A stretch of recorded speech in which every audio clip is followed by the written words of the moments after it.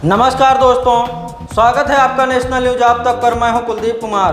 दोस्तों, वक्त है प्रतापगढ़ जिले के दिन भर की बड़ी और प्रमुख खबरों का। लेकिन खबरों को शुरू करने से पहले आपसे एक छोटा सा निवेदन है। अगर आप हमारी खबर को फेसबुक पर देख रहे हैं तो पेज को लाइक करें, यूट्यूब पर देख रहे हैं तो चैनल को सब्सक्राइब करें, खबर को लाइक और शेयर करें। तो आइए नजर डालते हैं प्रतापगढ़ जिले के दिन भर की बड़ी और प्रमुख खबरों पर। प्रतापगढ़ जिले के दिन भर की बड़ी और प्रमुख खबरों की शुरुआत करते हैं जटवारा थाना इलाके से, जहां पर जमीन विवाद को लेकर हुई मारपीट में एक महिला की मौत हो गई। सूचना पर पहुंची पुलिस ने शव को पोस्टमार्टम के लिए भेज दिया।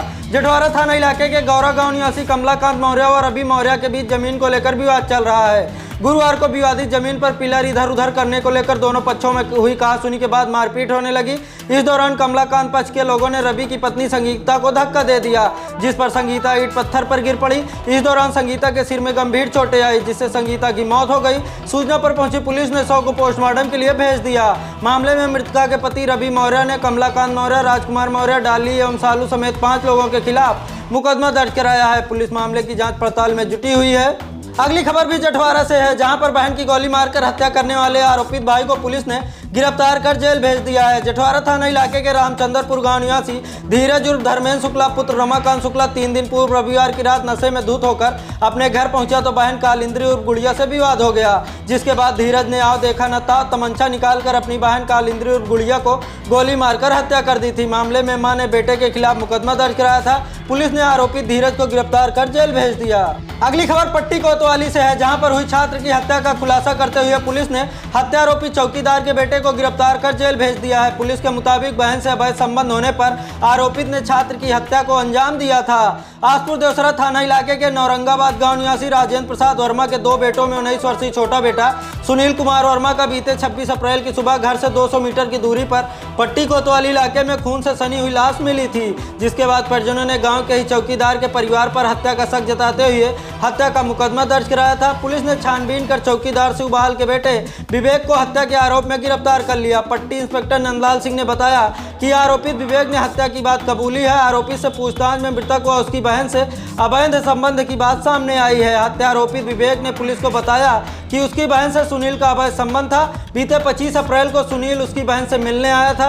रात 12 बजे दोनों को एक साथ देखने पर सुनील को दौड़ा लिया था। सुनील घर से जंगल की तरफ भागा था। कुछ ही दूरी पर वह बांस की डाल में फंसकर गिर गया था, जिसके बाद बांस के डंडे से सुनील के सिर पर वार कर हत्या कर दी थी। पट्टी पुलिस ने हत्या आरोपित विवेक को जेल भेज दिया है। अगली खबर भी पट्टी से है, जहां पर मजदूरी विवाद में मजदूरों ने ईंट भट्ठा मालिक की पिटाई करते हुए ऑफिस में तोड़फोड़ कर दी, जिससे घंटों अफरा तफरी का माहौल बना रहा। मजदूरों का आरोप है कि पैसा मांगने पर भट्ठा मालिक और उनके साथियों ने उनकी पिटाई कर दी। हालांकि दोनों पक्षों ने पुलिस को तहरीर देकर कार्रवाई की मांग की है। पट्टी कोतवाली इलाके के पूरे धना गांव स्थित प्रकाश ईंट उद्योग धीरेन्द्र तिवारी चलाते हैं। उनका आरोप है कि मजदूरों की मजदूरी दे दी गई थी। सभी मजदूर गुरुवार की सुबह 8 बजे एक एक कर जाने लगे। मना करने पर मजदूरों ने उन पर हमला कर दिया और ऑफिस में तोड़फोड़ करने लगे। वहीं मजदूरों का आरोप है कि पैसा मांगने पर ईंट भट्ठा मालिक और उनके सहयोगियों ने उनके व महिलाओं के साथ मारपीट कर बंधक बना लिया। इस मामले में दोनों पक्षों ने पट्टी कोतवाली पहुंचकर पुलिस को तहरीर दी है। पुलिस मामले की जांच पड़ताल में जुटी हुई है। अगली खबर भी पट्टी से ही है, जहां पर चोरों ने पीएनबी बैंक में सेंध काटकर चोरी का प्रयास किया, लेकिन सफल नहीं हो सके। पुलिस मामले की जांच पड़ताल में जुटी हुई है। पट्टी कोतवाली इलाके के करेला बाजार स्थित पंजाब नेशनल बैंक की शाखा के पीछे की दीवार में बुधवार की रात चोरों ने सेंध काट दी। सुबह बैंक में सेंध कटी देख ग्रामीणों ने बैंक कर्मियों को सूचना दी। सूचना पर बैंक कर्मी मौके पर पहुंचे और जानकारी पुलिस को दी। जानकारी होने पर पहुंची पुलिस ने बैंक का ताला खुलवाया तो बैंक का कुछ भी सामान चोरी नहीं हुआ था। पुलिस ने जब बैंक का सीसीटीवी कैमरा चेक किया तो पता चला कि 3 बजे भोर में 2 चोर बैंक में दाखिल हुए थे, जो 1 घंटे तक बैंक का लाकर तोड़ने का प्रयास किए थे, लेकिन सफल नहीं हो पाए थे। पुलिस सीसीटीवी फुटेज के आधार पर दोनों चोरों को चिन्हित करने में जुटी हुई है। अगली खबर लालगंज कोतवाली इलाके से है, जहां पर सवारियों से भरी जीप अनियंत्रित होकर विद्युत पोल से जा टकराई, जिसमें सवार चालक की मौत हो गई, जबकि 4 यात्री गंभीर रूप से घायल हुए हैं। कुंडा कोतवाली इलाके के हिसामपुर मंडल गांव निवासी अजय कुमार तिवारी गुरुवार सुबह जीप पर 9 यात्रियों को लेकर कुंडा से लालगंज जा रहा था। लालगंज कस्बे में काला कांकर मार्ग पर जीप की अचानक स्टीयरिंग फेल हो गई। स्टीयरिंग फेल होने से बेकाबू हुई जीप सड़क किनारे स्थित विद्युत पोल से जा टकराई, जिससे जीप में सवार चालक अजय तिवारी के साथ संग्रामगढ़ थाने के नौड़िया निवासी मालती पत्नी शिवनंदन, धन्नू पत्नी भीम सिंह, उधरनपुर लालगंज निवासी नीमुल पुत्री इदरीस व जसमेड़ा लालगंज निवासी नेहा यादव पुत्री शिवमूरत घायल हो गई।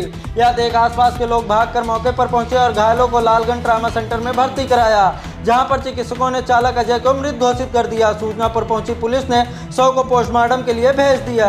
अगली खबर संग्रामगढ़ थाना इलाके से है, जहां पर एक युवक की सड़क हादसे में मौत हो गई, जबकि एक मासूम बच्चे की सर्पदंश से मौत हो गई। पुलिस ने दोनों शव को पोस्टमार्टम के लिए भेजा है। संग्रामगढ़ थाना इलाके के देवापुर गांव निवासी छोटे लाल यादव का 32 वर्षीय बेटा आशीष यादव बुधवार की देर रात अपनी मां के लिए दवा लेने संग्रामगढ़ बाजार जा रहा था। रास्ते में उसकी बाइक अनियंत्रित होकर विद्युत पोल से टकरा गई, जिससे उसकी मौत हो गई। इसी प्रकार थाना क्षेत्र के लाला का पूर्वा निवासी अजय कुमार पटेल के 5 वर्षीय बेटे आर्यन पटेल की सर्पदंश से मौत हो गई।